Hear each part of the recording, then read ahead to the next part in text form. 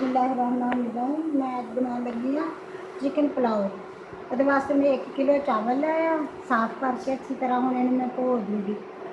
ਪਹਿਲੇ ਇਹਨਾਂ ਨੂੰ ਕਿਸੇ ਬਰਤਨ ਨਾਲ ਮਿਲ ਲਾਂਗੇ ਇਸ ਲਈ ਕਿ ਪਾਣੀ ਪਾਉਣਾ ਫਿਰ ਬਾਅਦ ਵਿੱਚ ਆਸਾਨ ਹੋ ਜਾਵੇ। ਪਹਿਲੇ ਕੋਈ ਬਰਤਨ ਲਵਾਂਗੇ ਉਹਦੇ ਨਾਲ ਮਿਲੂੰਗੀ ਕਿ ਕਿੰਨੇ ਹੁੰਦੇ ਆ। ਇਹਦੇ ਵਾਸਤੇ ਮੈਨੂੰ 4 ਟਮਾਟਰ ਚਾਹੀਦੇ ਆ, ਕੁਛ ਸਬਜ਼ ਮਿਰਚਾਂ है, गरम मसाला है, 4 प्याज आ, लसन में छिलके रख लिया, 2 लसन के गंढे सी मैं छिले, थोम छिलके रख लिया। हम तैयार कर दी फिर तुम रही चिकन मैंने अच्छी तरह धो के रख लिया, साफ करके धो के रख लिया।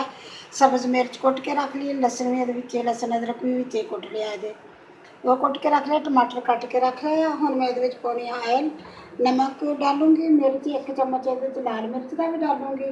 चावल मैं भे के रख दिते हैं।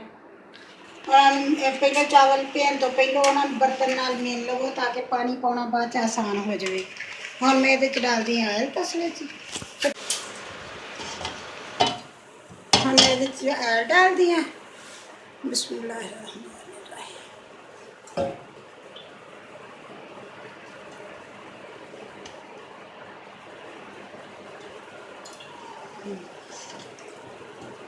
आयल डालते हैं सादा है जिन्ना मतलब डालते हैं तुसी चावलों के या सालन च उन्ना डालिया जाता है। हम मैं डालूंगी प्याज,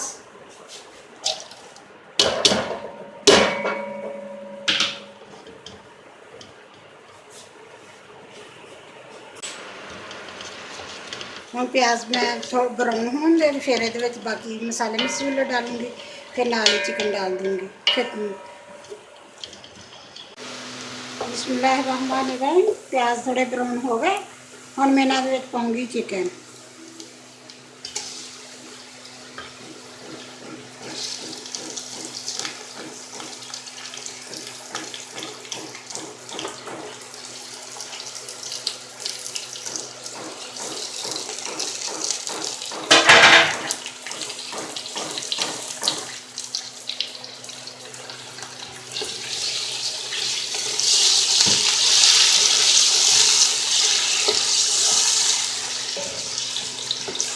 नाल इन्हें डाल दूँगी टमाटर, सब्ज़ मिर्चां, लहसुन अदरक,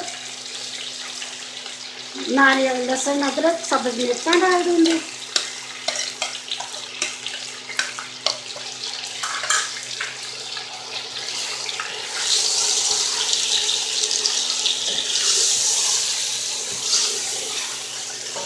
थोड़ी देर 2 मिनट करके थोड़ी देर भुन के 2 मिनट बस। फिर मैं एक डालूंगी सब लाल मिर्च,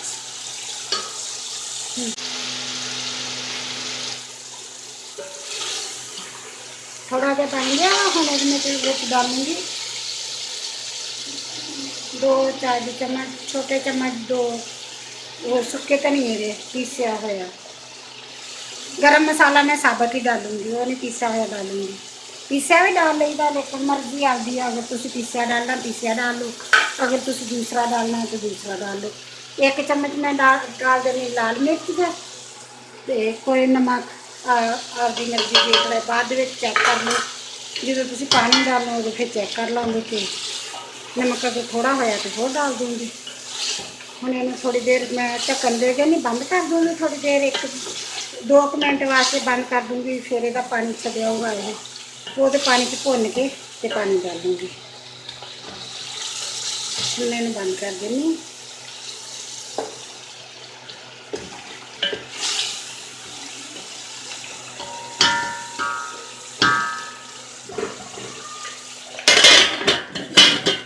बिस्मिल्लाहिर्रहमानिर्रहीम। हम मैं ये डालूँगी गरम मसाला,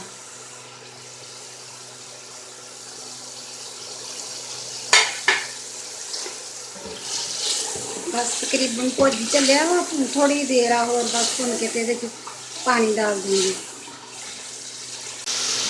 बिस्मिल्लाहिर्रहमानिर्रहीम। एन चिकन अच्छी तरह भुज गया, बिल्कुल हर मसाला नाल सही तरह मिक्स हो गया। हम मैं ये डाल दी पानी। आ गिलास मेरे 2.5 गिलास होए सी किलो के, हम मैं ये डालूँगी 4 गिलास। 5 गिलास चलने, वैसे 1 गिलास कम डाल दूँगी।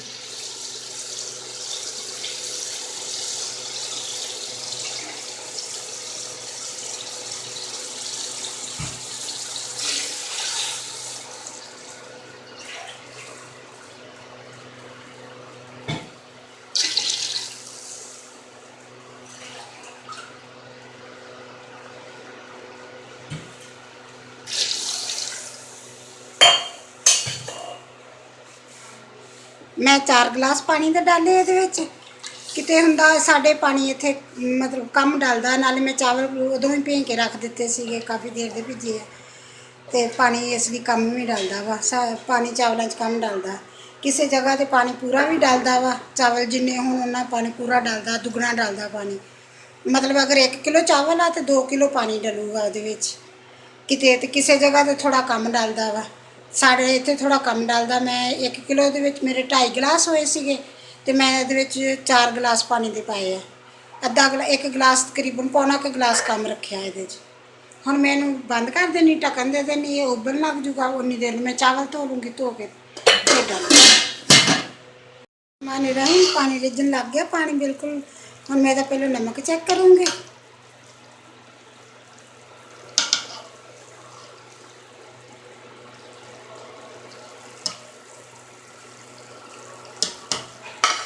लगता था ठीक है। हम मैं ये डालूंगी चावल।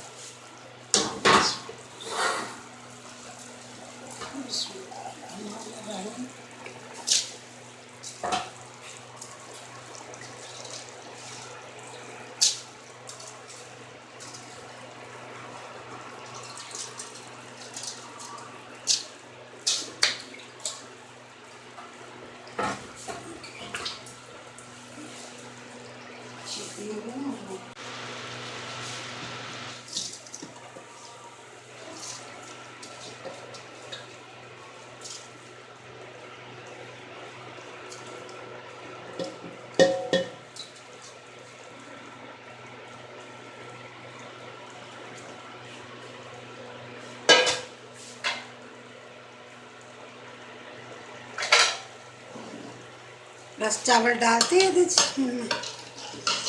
हम थोड़ी देर पकन दूंगी इन्हें।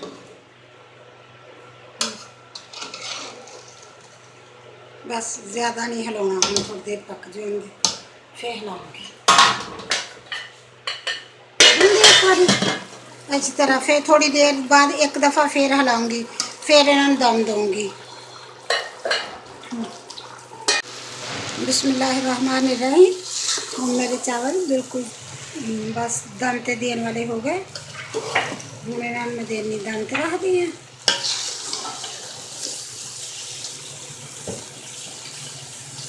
बस ऐसा ऐसा हिलाओ, ज़्यादा ना हिलाओ, जोर जोर के टुट जान फिर जो।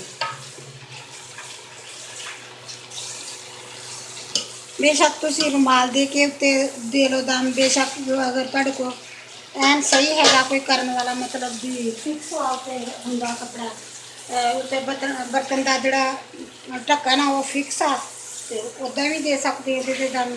ਕੋਈ ਜ਼ਰੂਰੀ ਨਹੀਂ ਦਾ ਕਿ ਕੱਪੜਾ ਹੀ ਰੁਮਾਲ ਹੀ ਦਿਓ ਤੇ ਫੇਰ ਹੀ।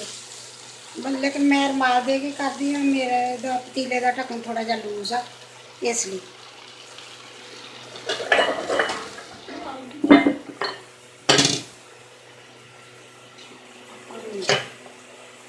नीचे आग कम कर दूंगी।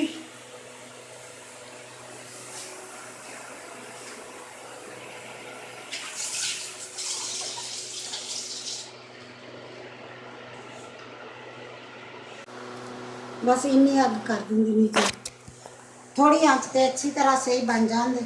हुण 10 मिनट, सिर्फ 10 मिनट दूंगी दम इन्हां ते। 10 मिनटों तो बाद मैं खोल लूँगी। इंशाल्लाह अच्छे बनने, उम्मीद तो बहुत है कि इंशाल्लाह अच्छे बनेंगे। मानी लाई हम मैं दम तो खोल दी, ना देख दी।